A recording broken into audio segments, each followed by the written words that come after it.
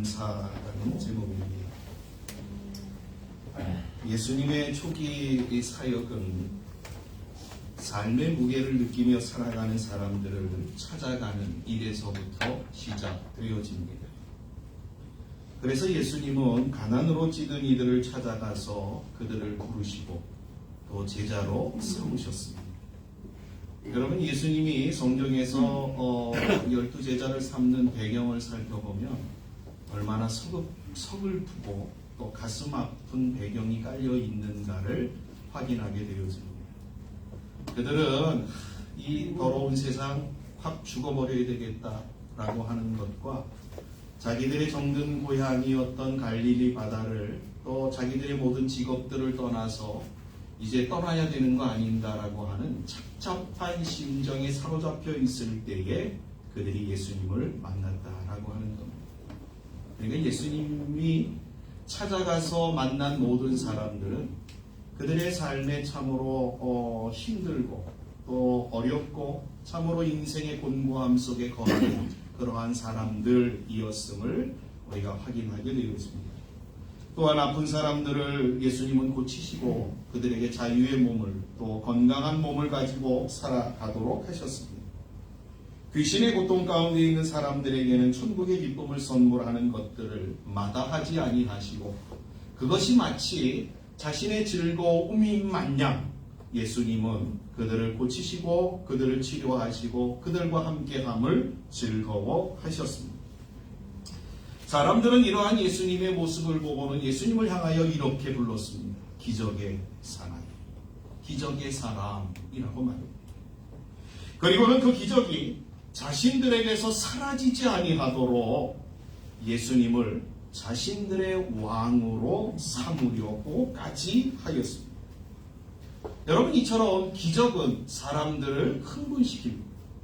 그래서 기적을 일으키는 사람들을 보면 그 사람을 추앙하고 또 그 사람 앞에 가서 감사하다라고 하며 머리를 조아리는 일들은 우리가 쉽게 알 수 있습니다. 그러기에 사람들은 자신들의 삶에 늘 이러한 기적들이 있기를 갈망하고 소망합니다.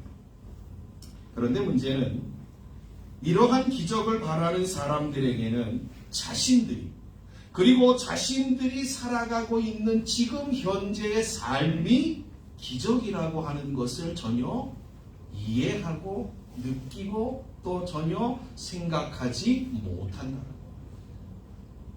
제가 뭘 말씀드리려고 하는지 아시죠? 지금 우리가 살아가고 있는 이 현재의 삶이 기적이랍니다.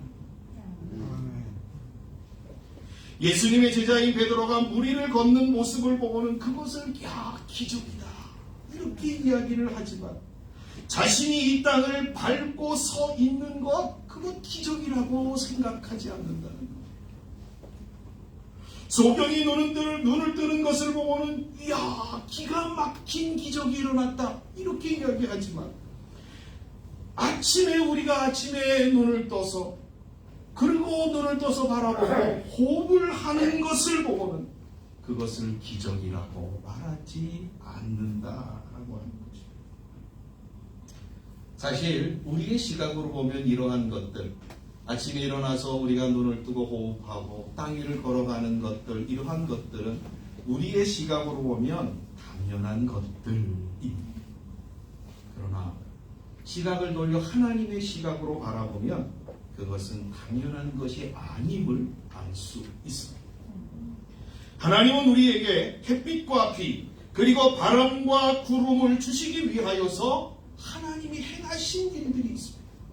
창세기에 보시면 하나님이 사시사철과 연한을 정하시고 그것을 하나님의 섭리와 하나님의 규칙적인 정해진 하나님의 법칙을 따라서 그것들이 운행되어지도록 하나님이 조성하셨다라는 것이 성경의 말씀인 것입니다. 이처럼 우리에게 일어나는 아주 당연한 것처럼 보이는 것들이 하나님의 무한한 능력의 결과물들로 만들어진 것들이다라는 것입니다.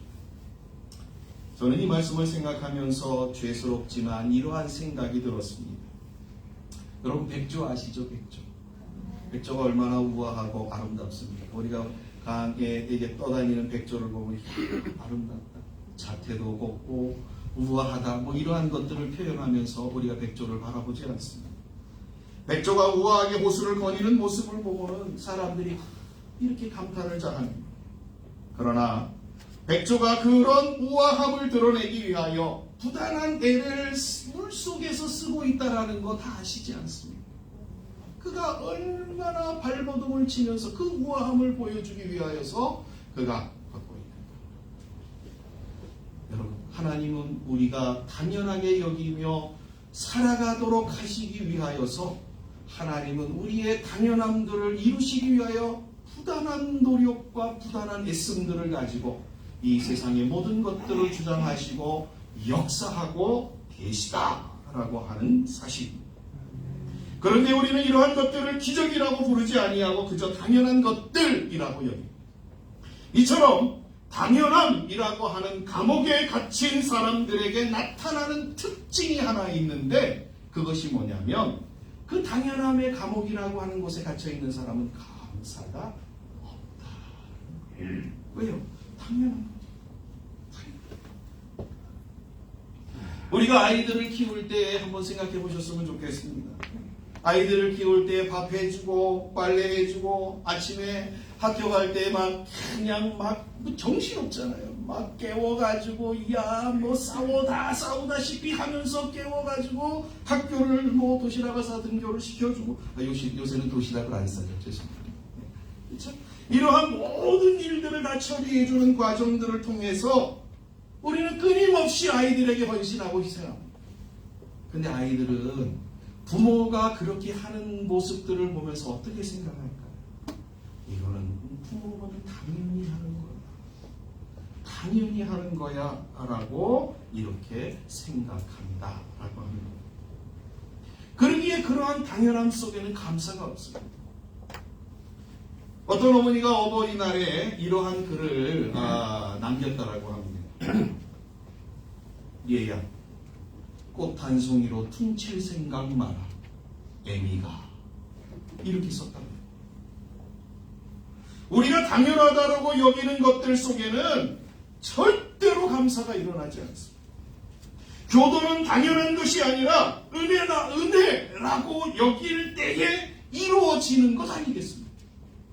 그런데 무슨 어버이날 교도를 흉내내는 정도의 행사로 그래서 꽃 한 송이로 퉁치는 경우들이 오늘날의 교도의 모습이지 않는 것입니다. 이것은 당연함이라고 하는 감옥에 갇혀 있기에 감사를 모르는 사람들의 전형적인 모습인 것입니다. 부모가 무슨 효도를 바라고 자식들에게 효도를 강요하고 너 이렇게 해야 된다 이렇게 가르치는 건 아니지 않겠습니까? 초등학교 1학년 아이가 엄마에게 이러한 손편지를 썼습니다. 엄마, 맛있는 밥을 지어주셔서 감사합니다. 여러분, 이러한 편지를 받은 부모의 심정이 어떻겠습니까? 부모가 이거를 글을 올렸어요, 인터넷에다. 우리 아이가 초등학교 1학년인데 이러한 편지를 나한테 줬다. 너무너무 감격스럽고 감동적이다 그래서 그 엄마가 이 편지를 인터넷에 올렸어요. 그래서 제가 봤어요. 네? 여러분, 부모라는 부모가 어떻습니까? 이러한 작은 아무것도 아닌 것들이 부모의 마음에 감동을 일으키고 살아가는, 그리고 자식을 키우는 재미에 빠지게 하는 것 아니겠습니까? 신앙도 마찬가지. 우리가 하나님을 믿는다라고 하는 것은 당연하게 여긴 것들에 대하여 새로운 시각을 부여하고 새로운 의미를 부여하는 것이다라고 말씀드릴 수 있습니다. 여러분, 은혜 받은 사람들에게 나타나는 공통적인 특징이 하나 있습니다. 어떤 건지 아세요? 저도 이제 그런 경험을 한 적이 있는데, 여러분 교회 가가지고 어디 이제 가가지고 막 기도하고 말씀 듣고 은혜 받아가지고 딱 나오는데 아침이요. 아침에 나올 때 이게 이 교회 문을 딱 나서가지고 딱 나가는데 햇살이 쫙 자기를 향해 비치는 거예요. 근데 그 햇살이 예전에 느끼지 못했던 햇살이에요. 내가 은혜 받기 전까지 끊임없이 매번 새벽 기도에 나올 때마다 그 맞았던 햇살이었음에도 불구하고 하나님의 은혜를 받고 그 아침에 나아갈 때 맞는 햇살은 예전에 지금까지 맛보았던 햇살과는 전혀 다른 햇살이에요. 와, 이렇게 햇살이 아름다웠었나? 이렇게 햇빛이 너무너무 이렇게 좋았던가? 라고 하는 것을 새롭게 느꼈다라고 고백합니다. 이게 햇볕뿐만이 아니라 모든 것들이 다 그렇지. 그러니까 이러한 하나님의 은혜를 경험한 사람들은 모든 우리가 일상에 그냥 당연한 것이라고 여기는 것들이 당연함으로 찾아오는 것이 아니라 하나님의 은혜로 찾아온다라는 것입니다. 그래서 성경 시편에 보시면 시인은 이러한 노래를 합니다. 하늘의 별과 해와 달을 보면서 하나님의 놀라운 솜씨를 내가 봅니다. 하나님 어떻게 이렇게 기가 막히게 만드시고 하나님 기가 막히게 여기다 갖다 두셨습니까? 라고 시인이 노래하고 있다는 거예요. 또한 주어진 삶을 기뻐하고 그 삶의 목적과 의미를 가짐에 감사를 하는 내용들이 시편에 기록되어져 있습니다. 여러분, 시편은 잘 아시는 것처럼 신앙인들이 그들의 삶에서 직접 경험하고 느끼고 살아왔던 것들을 고백하는 내용이지 않습니다. 그 시편에 보시면 감사라고 하는 단어가 얼마나 나오냐면 75번이나.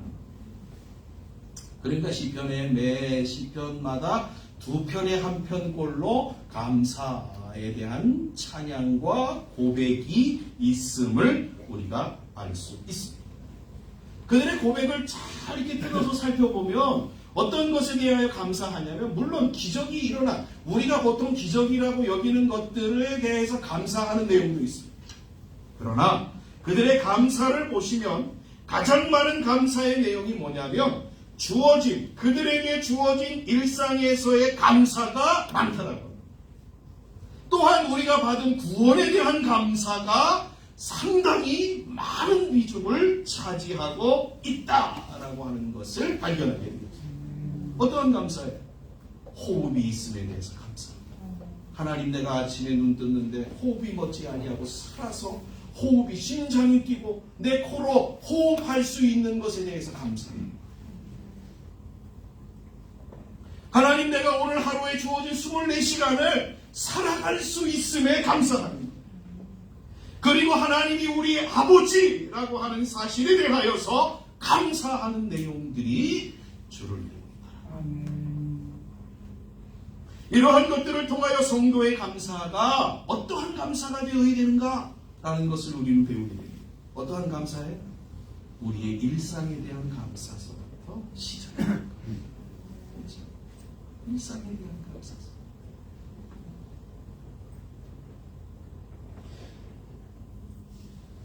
여러분, 불평과 불만은, 감사의 반대인 불평과 불만은 여러분 하나님이 주시는 거 아니에요. 사탄이 주는 거. 그래서 우리는 하나님이 우리에게 요구하시고 하나님 앞에서 살아가는 우리의 방법인 감사의 삶을 살아가야 합니다. 바울은 이렇게 고백합니다. 주어진 모든 것에 만족하고 그래서 감사하는 자족의 삶을 살아감으로 감사의 삶을 사는 것, 그것이 성도의 삶이어야 된다라고 우리에게 이야기하고 있습니다. 여러분, 성도의 감사는 여기서부터 시작하는 거예요. 자, 우리가 이제 오늘 배우는 거 이거죠. 성도의 감사는 당연한 것, 우리가 당연한 것이라고 여기는 것들이 하나님의 놀라운 은혜로 인하여 우리에게 주어진 것들이다라고 하는 사실 앞에서 우리는 당연한 것들을 감사하는 감사에서부터 우리의 감사 생활이 시작되어지죠. 그렇죠? 아침에 눈 뜨고 일어나는 것 감사, 잠잘 자게 하시는 것 감사, 일하게 하시는 것 감사. 그렇죠? 얼마나 감사한 것입니다. 그러나 성도의 감사는 여기에서 끝나시면 안 됩니다. 오늘 우리가 만나는 다니엘을 우리가 생각하면서 우리가 감사, 또 어떤 감사를 하나 찾아야 돼요. 다니엘은 감사의 사람이었습니다. 그럼 다니엘이 언제 감사하였는가? 라는 것이 오늘 우리에게 주는 질문인 것입니다. 본문 10절에 보시면 다니엘이 언제 감사했는가를 이렇게 우리에게 들려주고 있습니다. 제가 한번 다시 읽어드리겠습니다. 다니엘이 이 조서의 왕의 도장이 찍힌 것을 알고도 자기의 집에 돌아가서는 윗방에 올라가 예루살렘으로 향한 창문을 열고 전에 하던 대로 하루 3번씩 무릎을 꿇고 기도하며 하나님께 감사하였더라. 여러분, 지금 이 다니엘이 지금 기도하고 있는 이 상황은 우리가 읽었던 1절부터 9절까지의 말씀을 통해서 우리가 충분히 이해를 하게 됩니다. 그렇죠? 다니엘은 승승장구했어요. 다니엘이 역사적으로 보면 네 왕을 섬겼는데 그게 나라들이 다 달라요. 그러니까 다니엘이 바벨론의 포로로 젊은 시절에 10대에 잡혀가가지고 그들이 공무원이 돼가지고 나라를 섬기는 일들을 해가면서 승승장구했는데 그가 섬기던 왕들이 다 달라요. 그러니까 나라들이 계속 전복되면서 새로운 나라가 세워지고 또 새로운 나라가 세워졌음에도 불구하고 다니엘은 그렇게 새로운 나라가 세워지고 자기가 섬겼던 왕들이 다 폐위되는 상황 가운데서도 살아남았던 존재였어요. 기가 막힌 거죠. 그래서 이 다니엘이 무려 80년 이상 동안 그가 정계에 진출해서 상당히 많은 역할들을 해왔던 사람임을 성경이 또 역사가 우리에게 증명해주고 있습니다. 그런 이 다니엘에게 어떠한 일들이 있었냐면 아주 그를 시기하는 적들이 무지무지 많습니다. 다니엘이 총리가 된 것을 보고는 그를 그 자리에서 끌어내리려고 하는 사람들이 다니엘에게 무슨 약점이 없느냐, 무슨 허물이 없느냐, 이걸 찾으려고 혈안이 되어서 끊임없이 다니엘을 죽일 공격의 빌미를 찾기에 그들은 세월들을 허송하였습니다. 그런데 성경이 뭐라고 이야기하는 줄 아세요? 다음은 다니엘에게는 어떠한 허물도 어떠한 잘못도 어떠한 실수도 없었다. 이렇게 성경이 증거하고 있습니다. 여러분, 하나님을 믿는 사람들의 모습이 우리 다니엘과 같아야 될 줄 믿습니다. 우리는 늘 실수하고 연약하지만 그래도 우리는 정말 다니엘이라고 하는 사람, 우리의 삶의 신앙의 목표로 두고 우리도 정말 이렇게 정말 다른 사람이, 안 믿는 사람이 우리에게 허물을 찾을 때에, 우리에게 잘못된 것들을 찾을 때에 그러한 빌미를 제공하지 않는 모습, 이게 신앙인의 모습이어야 된다라고 합니다. 여러분, 이랜드 그룹 아시죠? 이랜드 그룹이 중국에 진출하여서 지금은 이제 아주 잘 되고 있다라고 합니다. 이랜드 그룹이 중국에 정착을 하고 인정을 받기 위해서 수많은 인고의 시간들이 있었다고 합니다. 뇌물을 요구하는 정부의 관료들, 그리고 그 백료와 같은 돈이 주어져야만 일을 하는 풍토, 또 법을 어기는 것이 습관처럼 일상처럼 되어버린 사회, 이러한 상황에서 사람들은 악의를 갖고 빌믹거리를 찾으려고 이 이랜드 그룹을 계속 공격하였습니다. 그런데 이랜드 그룹에서 어떠한 허물도 어떠한 잘못도 찾아낼 수 없었다라고 하는 것이 통계로 나와 있는 그들의 보고서에 나타나 있는 내용들입니다. 이랜드 그룹은 정확하게 자기들이 내야 할 세금을 정확하게 냈다고 합니다. 자기들이 책임져야 하는 내용들을 하나도 빠짐없이 그들은 다 솔선수범하여 실천하였다라고 합니다. 급기야는 나중에는 이 모든 일들을 정부가 인정하여서 이랜드가 하는 일들은 무조건 믿어. 이 중국에서 지금 이렇게 됐다고 합니다. 여러분, 우리가 하나님을 믿는 신앙인으로서 다니엘처럼 살아가는 건 쉽지만은 않은 길입니다. 그러나 분명한 것은 세상이 하나님을 믿는 사람들에게 요구하는 것, 그것이 바로 이런 것이다라고 하는 것을 기억하십시오. 세상 사람들은 이렇게 예수 믿는 사람들에게 이렇게 요구를 합니다. 우리는 그렇게 못 살아. 우리는 죽었다 깨어나도 그렇게 못 살아. 그러나 너희들은 그렇게 살아요. 좀 이율배반적이지만은 세상 사람들은 예수 믿는 사람들에게 그렇게 요구합니다. 우리는 그렇게 못 살지만 너희는 그렇게 살아요. 너희는 그러면 안 되는 거 아니냐? 너희라도 그렇게 살아줘야 한다 라고 하는 것을 요구하고 있다는 거예요. 여러분 이 소리를 잘 기억하시고 저와 여러분들이 정말 우리는 지금 이렇게 해서 자꾸 할 수 없고 실수하고 잦은 그러한 모습이 있지만 정말 우리가 예수를 믿는 사람들이라고 한다면 하나씩 고쳐내면서 정말 다니엘의 모습을 닮아가는 그러한 모습이 되어지셔야 될 줄 믿습니다. 다니엘에게는 사람들이 아기를 갖고 빌미거리를 찾으려고 하였으나 도무지 찾을 수 없는, 그래서 인정할 수밖에 없는 그런 사람이었습니다. 그러나 다니엘에게는 한 가지 걸리는 게 있었어요. 그것은 그가 지금 살고 있는 곳이 이방 나라잖아요. 바벨론을 거쳐서 메대와 바사라고 하는 나라에 그가 살고 있는데 그 나라에는 우상을 섬기는 나라예요. 그런데 그 나라에서 지금 이 다니엘이 포로로 잡혀왔지만 다니엘은 하나님 섬기는 사람이지 않았습니다. 그러니까 하나님 섬기는 신앙을 유지하는 게 가장 어려운 일이에요. 그런데 다니엘은 그러한 상황 가운데서도 계속해서 굴복하지 아니하고 하나님 신앙을 지키며 지금까지 살아왔던 거였어요.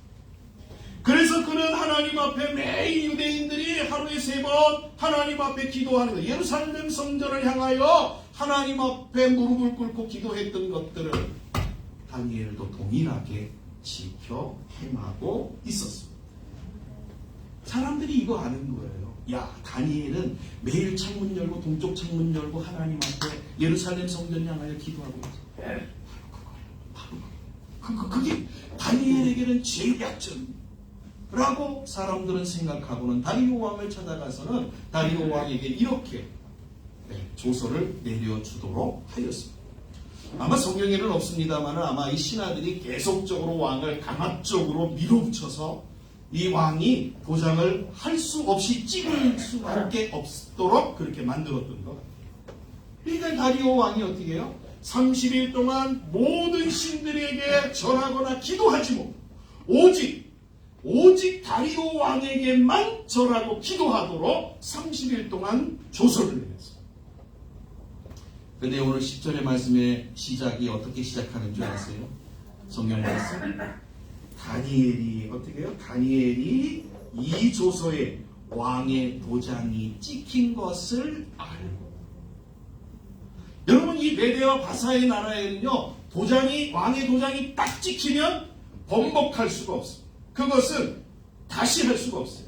그래서 여러분, 우리가 에스더서 성경에 보면은 불임절이라고 하는 게 나오는데 어떠한 내용이냐면 유대인들을 모두 죽이라고 하는 이 왕의 도장이 딱 찍혔어요. 그러니까 유대인들은 죽어야 돼요. 그렇죠. 그러니까 하나님이 어떻게 역사하시냐면 그 전날, 유대인들이 죽어야 되는 그 전날에 그 원수, 대적들을 하나님이 유대인들로 하여금 치도록 하기 다시 하나님이 어떻게 역사하셔서 왕이 도장을 찍습니다.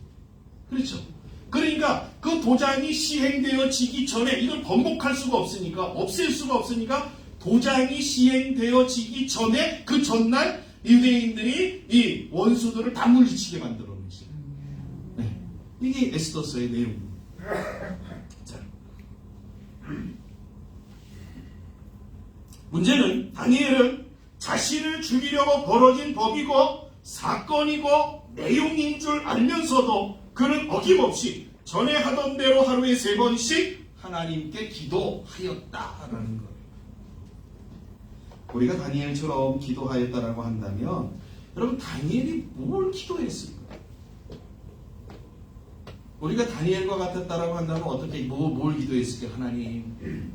하나님 이러한 위기 속에서 우리를 건져 주시옵소서. 그리고 저 원수들을 하나님이 물리쳐 주시어서 저들이 도리어 사자밥이 되게 해 주시옵소서. 우리는 보통 이렇게 기도하지 않겠습니까? 그렇죠? 저도 아마 그렇게 기도했을 거예요. 이러한 상황이었다라고 합니다. 다니엘도 그러한 기도를 하였을지 모릅니다. 그러나 다니엘은 기도만 한 게 아니고 오늘 성경에 보니까 뭐라 했다고 그래요? 기도하고 그 다음에 감사하였다 이렇게 이야기를 하고 있어요. 아니 기도한 거는 좀 내용이 충분히 이해를 할 수가 있어요. 아 그래 하나님 이렇게 구원해 주세요, 살려주세요, 원수들을 하나님 무찔러 주세요, 저를 지켜주세요. 뭐 이렇게 우리가 기도할 수 있습니다. 기도한 거에 대해서는 충분히 우리가 이해가 되는데 감사했대. 자기가 지금 어떻게 해요? 죽을 수밖에 없는 상황에 있음에도 불구하고 다니엘은 감사했다. 이렇게 성경이 증거합니다. 여러분 감사는 언제 하는 거죠? 감사는 언제 하냐면 기쁜 일이 있거나 좋은 일이 있을 때 감사하는 거. 그거 보통 당연하지 않습니다. 우리말 성경에는 감사라고 하는 단어로 표현하고 있지만 이 단어에는 어떤 의미가 담겨져 있냐면 찬송하다, 하나님을 높이다 라고 하는 의미가 담겨져 있습니다.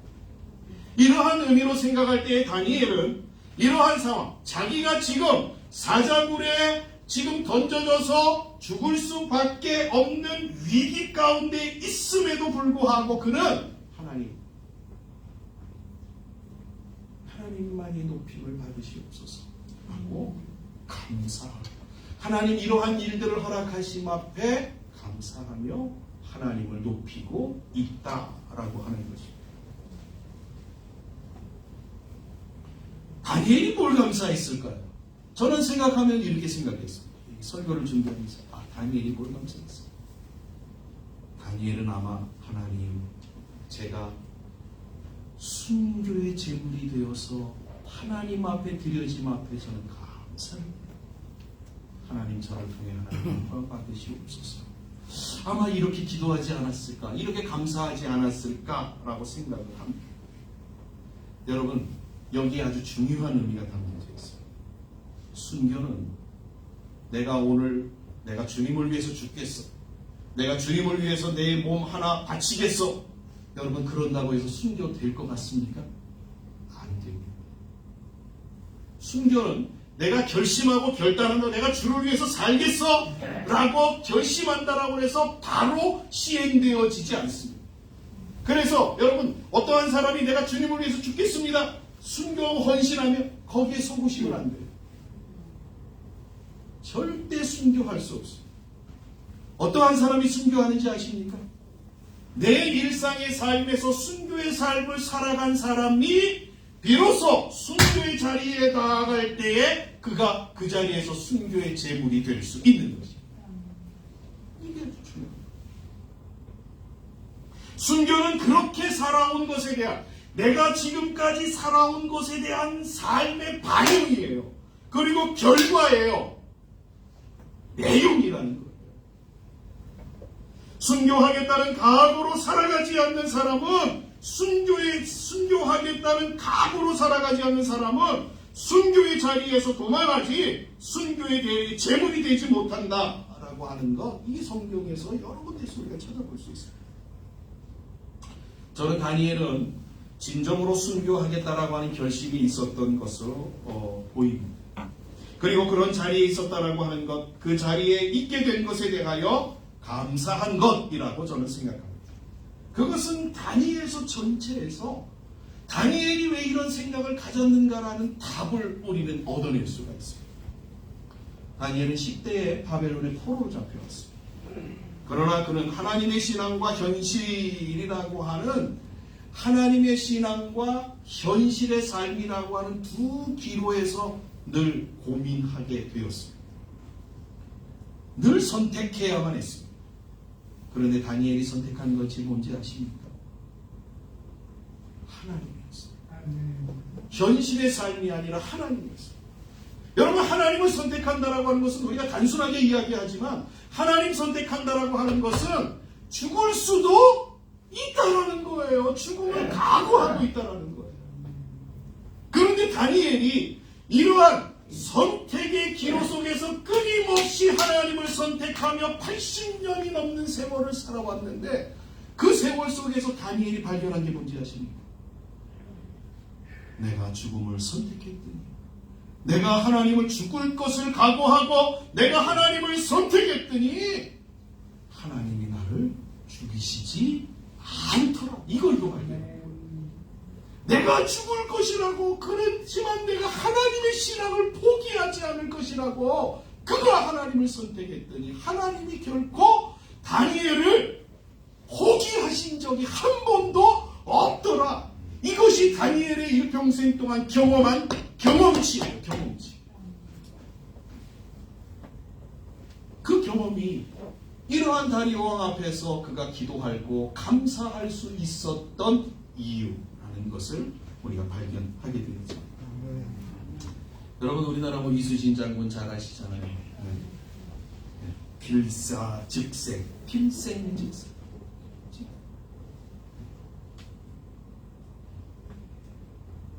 이러한 다니엘, 하나님의 놀라운 은혜와 놀라운 은혜들을 경험했고 자신의 삶 속에서 끊임없이 하나님의 인도하심을 경험했던 다니엘.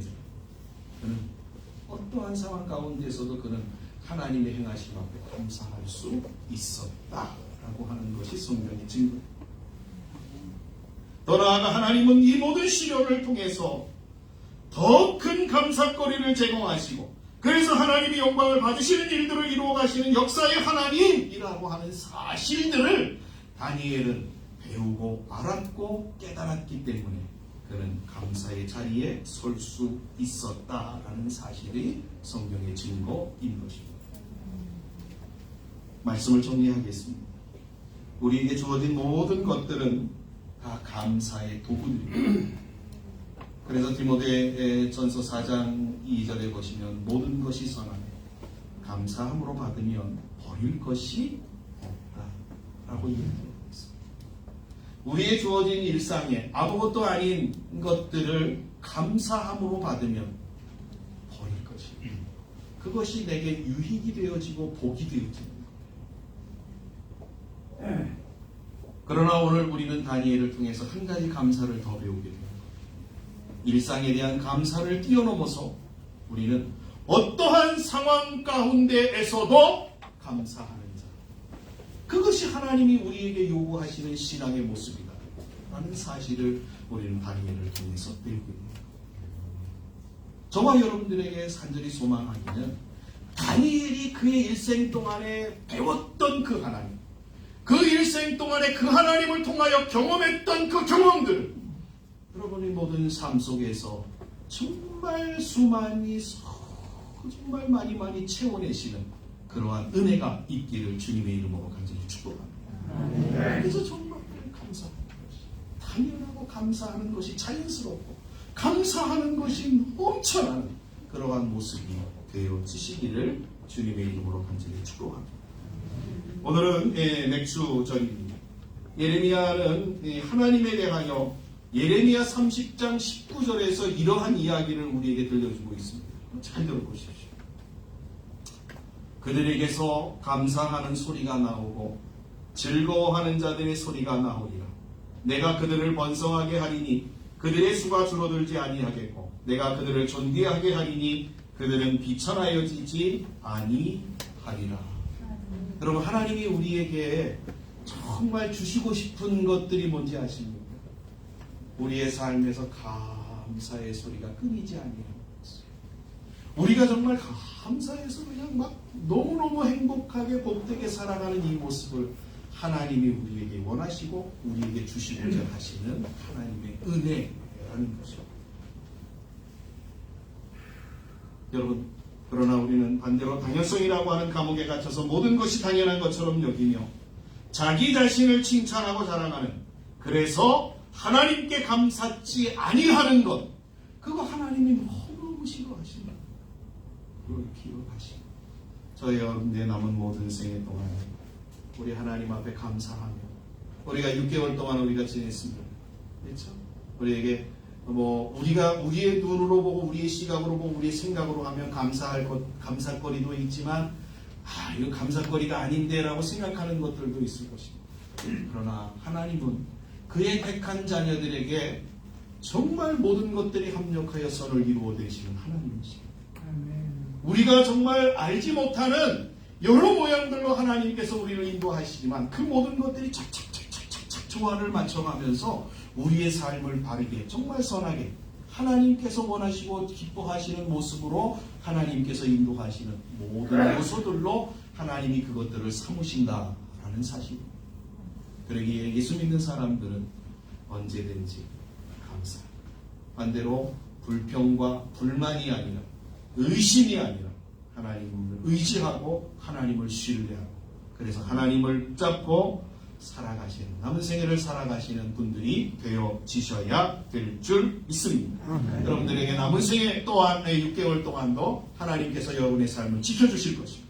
하나님께서 여러분들과 함께 하실 것입니다. 또한 여러분들에게 감사거리로 충만하게 하여서 여러분들로 하여금 감사하며 찬송이 넘치도록 하나님이 역사해 주실 것입니다. 이것을 붙잡고 믿고 여러분 감사하며 살아가는 복된 분들이 되어지시기를 소망합니다.